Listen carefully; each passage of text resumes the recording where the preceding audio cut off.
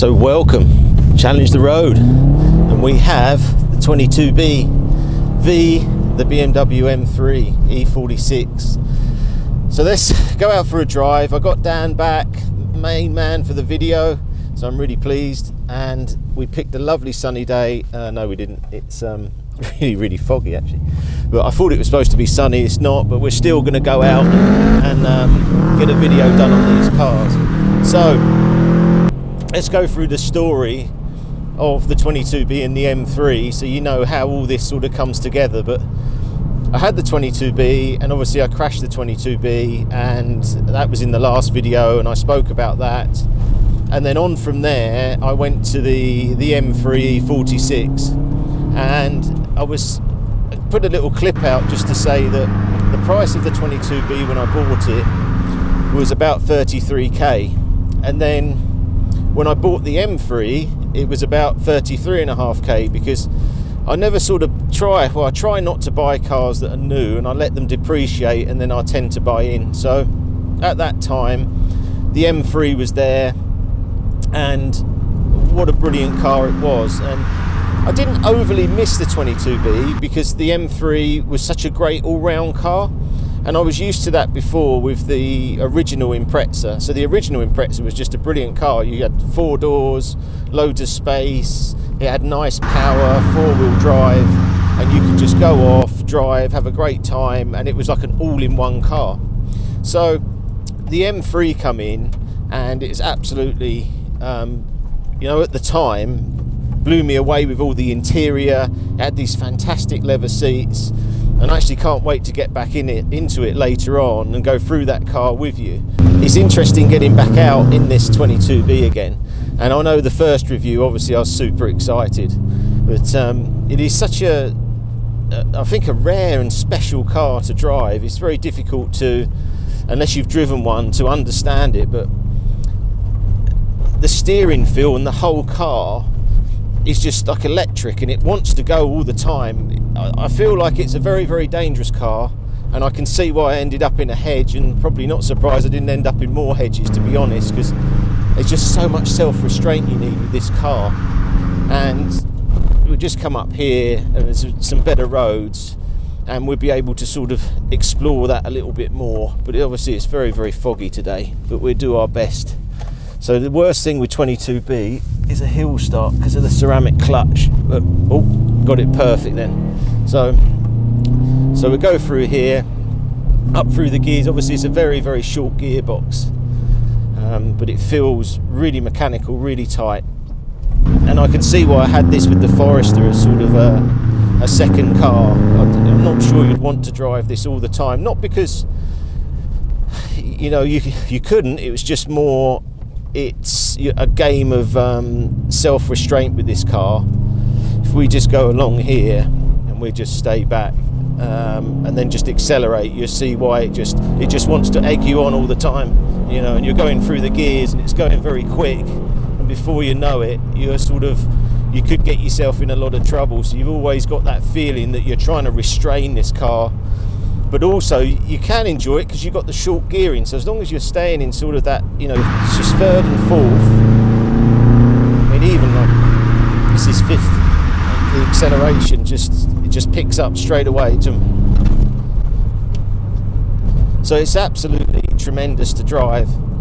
And I think the comparison that we're going to have is just trying to see how that M3 will feel now compared to this car, because the M3 come out in 2001, this was like a 1998, and I wouldn't say they were similar cars, but they had very much the boxed arches, they had all the things I love to look at in a car. It had a lovely stance on the road, always looked really planted, that car. But obviously the upgraded interior was the thing at the time, because the Subarus, you know, they were pretty plasticky. It's like a sort of a matte sort of finish in here, and the M3 was just sort of a cut above. And so many people were buying the M3 at the time, and the rival was probably the Audi S4. So one thing with this car is obviously the noise, and I know there's a little sort of, just a mini sort of tunnel up here, so we'll give it a little run. I've put the diff up one, and let's have a hear of this.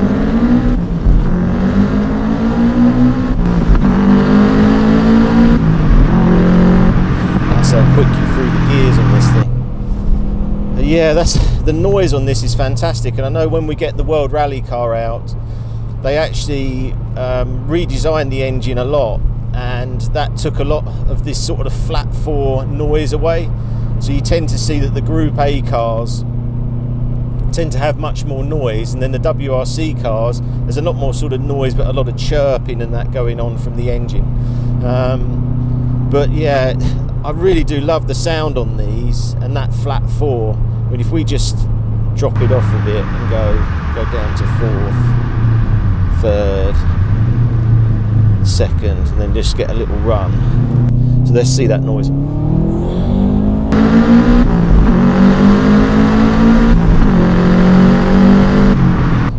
Fantastic noise, traction unbelievable considering it's such a cold day and it's wet. But so I've been winding this diff up one, and it's been making quite a lot of difference. So I like to wind it up a little bit more actually, see what happens. But yeah, what a car, and I'm just so interested to get back in the M3 since it's been tuned as well. I say tuned, we had it serviced at VVS and it seems to hopefully have made a big difference. I put new Michelin Sport tyres on the back as well, which really give it much more grip. The fronts were pretty good, but the backs were like a skateboard last time I drove it. I think when tyres get out of date, I think most tyres have a 5-year sort of life, and then they start to go a little bit hard, and because it hadn't been used for a long time, the tyres were pretty terrible when I looked at them.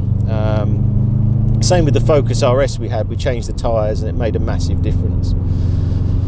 But yeah, the ride, it's very smooth. I think that this is the reason this car dominates all others cross-country pace, is because there's no reason to slow down. And when you've had, I mean, I've got a 600 LT Spider, I had a 675 LT McLaren, and all you're doing all the time is slowing down because you're worried about hitting an under tray, hitting the front spoiler. This just travels, you just go anywhere, so it would be quicker than any car really on the road. I can't see how anything can keep up with this. So ride fantastic, gearbox, engine, I mean we compare that with the M3, but I always remember the M3 being such a fantastic riding car, and it used to ride with momentum. Because you had a naturally aspirated engine, you could rev it out and it felt very smooth, very easy to drive. Never really felt in much trouble with that car. It felt like it just had such adjustable handling. Whereas with this car, you know, I already feel a little bit sort of butterflies in my stomach, because I know at any time, not that it could bite me, but it could get out of control, and you just have to sort of have that self-restraint. Whereas I'm sure looking back on the M3, I never really felt that. It just looks so planted. And actually I'm following Dan in the M3, and it looks absolutely fantastic from the back with the Schnitzer spoiler, the wide wheels, the 4 exhausts. It just looks amazing. So let's have a look at this diff again, because we spoke about it last time. I've wound it up one, but what happens if I wind it up? So this is full lock now. So this is full lock. Of course, it's a big pothole. Right, so just 3rd gear, full lock, bang.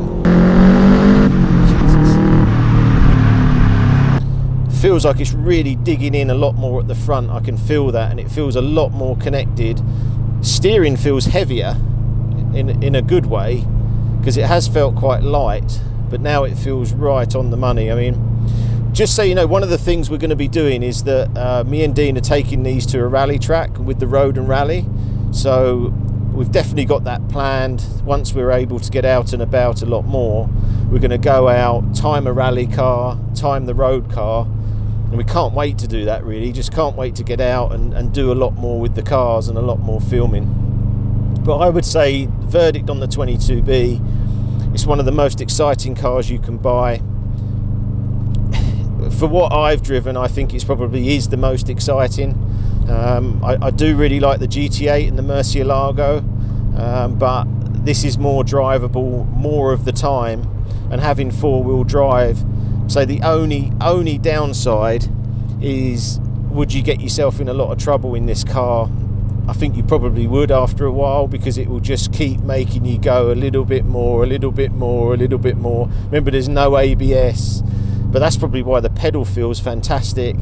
So yeah, my verdict on this is one of the greatest cars ever made, and I think that over time, one, not only will it go up in value, but it'll be looked on as one of the greatest Subarus ever made, alongside the WRC car. So yeah, really think this is pretty awesome. The other thing with the Subaru and the M3 is the indicators and that are all on the other side, so it's going to be interesting when I get back in there. I keep indicating instead of using the wipers, and when you're changing between the cars, it's quite good fun. But yeah, I mean, you've watched all the videos before and you've seen how much we love this car, and you know, I just want to say that we're just hugely privileged to be able to bring this to you and show you, and I love doing these videos. And let's get out in that M3. I'm itching to get out and drive it. I know it's probably not the best weather, but let's get out, let's drive the M3 now. BMW M3 E46, we're in it. Okay, first impression, lovely ride. Steering feels light, feels very balanced, this car already. So let's go through this car, because there's some facts on this. 2001 launch, engine of the year 2001, and then it won engine awards for 5 years in a row. We've got an S54 engine, 343 horsepower, 0 to 64.8, top speed 155, so it's a quick car. It's absolutely lovely to drive, and just memories are flooding back. And you know, there's a few upgrades to this that you can have. They've done a CS, they've done a CS version, which I've had 8 BMW M3s, that's how much I love them. But there was a CS that had the CSL steering rack. They've done a CSL as well. I think they made 422 CSLs. Really love to have one of those one day, but the gearbox at the time I don't think was quite good enough.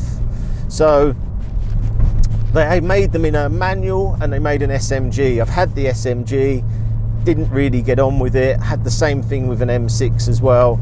Very good going quickly, but terrible going slowly. So they do a manual conversion now, and it's right on the Challenge the Road radar is an M3 CSL manual. And I'd love to even just drive one of those cars. I think it would be great. Had a different air box as well, which gave it more noise. But let's just talk about this car, because this is the standard car. It has Schnitzer body kit, Schnitzer exhaust, Schnitzer suspension, and there was a car called an S3, which me and my friend Jez just loved. AC Schnitzer, absolutely loved it, anything Schnitzer. And this was just our favourite car, and it took me almost 20 years to get one. And God, the engine's so good on this.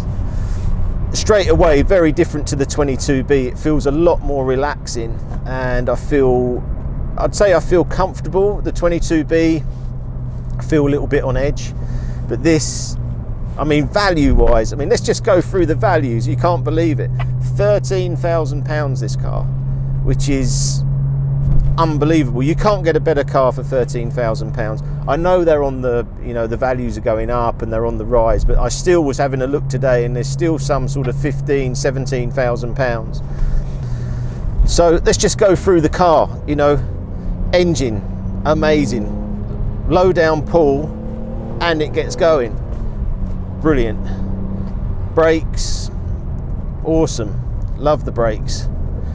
Obviously, you've got ABS in this car, you haven't in the 22B, so lots more reassurance. Steering feels a little bit loose, but obviously I understand they had to produce a CSL, so they probably made it obviously not quite as quick in the rack and not quite as sensitive. So I feel like there's a little bit of play on the steering. Obviously, coming out the 22B, there's hardly any play at all on there. Handling feels great. Obviously, this is an upgraded car, so it's a little bit stiffer, and the standard car, as I remember it, was fantastic ride. It had the 19-inch, remember we had the diamond cut alloys. They always used to go sort of corrode on them. You had to try and get them fixed, and find someone who could do that. But yeah, I love the M3. I think that you can do nice bits of tuning with them, or you can leave them as they are. I found with the exhausts, they always made it a little bit boomy. This is a little bit boomy, but not too bad. I remember getting a Schnitzer exhaust and going back to the standard one because it was quite boomy, but it seems better on this one today. I've done an airbox upgrade on a silver one I had, and that gave it much more noise. And you know, this has got all the noise is mainly from the engine, not the exhaust, so it's got lovely induction noise. Interior, fantastic. I mean, I've got BMWs now, and their interiors are awesome now, and they did go through a phase of not being so good, but this is just so simple. I love these sort of grey dials. You have this sort of bit where it goes from 5,500 to 8 with these orange indicators as the engine gets warm. Really nice feature. I like using that. So M3, would you get one? Absolutely. I would buy another one of these. I think if you're in the market for one, I'm not really sure how you can get a better car, because you've got 4 to 5 seats, you've got a big boot, you've got a fantastic engine, a great gearbox, great handling. I think you're getting this is pretty special car. So let's just go through the looks of this M3 as well. I think it looks absolutely tremendous, and I love the way it sits on the road with those box arches. Remember the old S3? That used to have these type of box arches as well. They used to have these lovely xenon lights, the S3, and this has got the same, so you always knew that you were coming and you could see us from afar. And I think it's got a lot of class about this car as well. I know when they first come out, everyone's a bit like, oh, it's an M3, it's a hooligan's car. But over time, I think that the newer M3s and M4s don't look as rounded as this and as complete. This is just a lovely shape and a lovely design. And the engine is fantastic, and I say that, I keep saying it, but it is. So what are the downsides with a car like this? So obviously I think the SMG is obviously a downside, and I prefer a manual, but they did make more manuals than SMGs. And I was thinking this morning, actually, I had a look through and I thought, what about if you got a low mileage SMG, and people tend to have them at a lower amount because of the gearbox. And then you could go, I think, is it everything BMW? I need to check that, but they do the conversion, and you could convert it to manual anyway, and then save from having to buy a car that's more because of the manual. So that's another option. So you haven't just got the manual ones to look at, you have got quite a few others you could do. So yeah, I mean, where could you go from here as well? I mean, this is almost 20 years old, but it's just fantastic to drive because you're just so involved in the drive. So let's try and get a conclusion, because obviously the debate was the 22B v the M3, and I can't see, it's just the values that are confusing me at the moment, because this isn't, let's just say the Subaru's $250,000, 250,000. I know there'll be comments saying, no, they're not, Richard, they're not, but they are. So let's just put that there. So that car's 5,000 mile, $250,000. This is £13,000, 90,000 mile car. This is undervalued. If that's $250,000, it's massively undervalued. So I think this is probably getting into being, it'd have to be £30,000 or 40,000. I can't get my head around it because it doesn't feel, I know the Subaru is really special, but this is special as well in its own way. And I think it's fantastic looking. I know the 22B is, but in a different way. This is a lot more classy. So yeah, it's really difficult. If you said to me now, which one would you take? I'd probably say both, but that's but I think you'd have to buy an M3 if you're in that price range, and you'd be absolutely over the moon with a 22B as well. But this M3, I'd drive this all the time, and that's what I plan. Now I've got it back, the new tyres on it, I'd drive this all the time. And yeah, it just feels so comfortable as well. You could go on a lovely long drive. I mean, these seats are so good. I can't tell you, I haven't really sat in many modern cars that are better than this. It's a lovely place to be. So before we head back and we go through a conclusion to this, let's just run through a couple of features on the car, because it's got two settings on the fly-by-wire throttle. So you've got your normal setting now, which is just for street use, and it just takes a bit more. Then you've got the sport button, which are now, it's like instant. See the difference in that? So if we just go up here, we go to second, and now we've got this absolutely instant. And I actually like it in the other mode because it's just a little bit more relaxing. Then you can turn off the traction control with the sport, and obviously you can play a lot more with the car, but I wouldn't be doing that too much, especially in the rain. But yeah, they're the main sort of modes on there. Creature comforts, and if we talk about that compared to the 22B, obviously you've got heated seats, Harman Kardon stereo. Not sure about how it all works because it looks like it's an aftermarket one in here. I'm sure it does, but we'd have to have a look at that. But it just feels a lot more luxurious, and I can see why I upgraded to this from the 22B. I say upgraded, it's just a different type of car. But yeah, I'm really enjoying this car, and you know, if you were in the market for one of these, you wouldn't go far wrong. So let's head back, let's do a conclusion of two absolutely legends of BMW and Subaru and get a conclusion. So here's a conclusion, two amazing cars. The BMW M3, absolutely fantastic, great all-rounder. The Subaru, just such a special electric car. So I think if it was like the last tank of fuel, you'd take the Subaru, you'd have it for special occasions.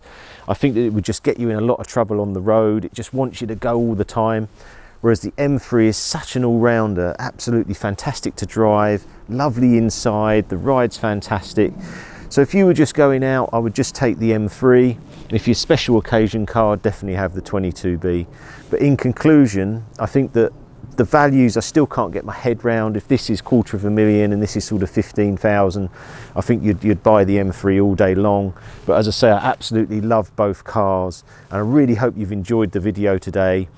We've got some special stuff coming up on Road and Rally. We've got the Subaru 22B against the S5 WRC, and we're going to go to a rally track to do that. I hope you're all going to really enjoy that. We're going to get Dean back once this lockdown's out. He's coming back over, so he's going to be enjoying driving these cars.